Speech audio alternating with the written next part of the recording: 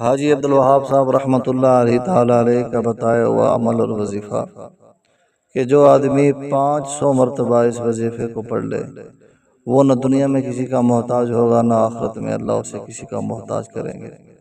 اور حاجی صاحب نے اپنے شاگردوں کو فرمایا کہ اس وظیفے کو پورے یورپ کو بتاؤ۔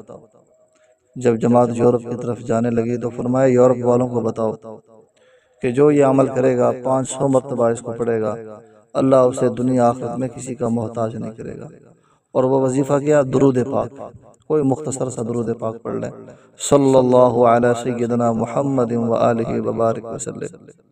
نماز میں جاتے ہوئے 50 مرتبہ پڑھ لیں، آتے ہوئے 50 مرتبہ پڑھ لیں، 500 مرتبہ ہو جائے گا۔ اللہ تبارک و تعالی دنیا آخرت میں کسی کا بھی محتاج نہیں فرمائیں گے۔ امت کو اعمال کی طرف لانے کی ضرورت ہے، امت کو نیک کاموں کی طرف لگانے کی ضرورت ہے۔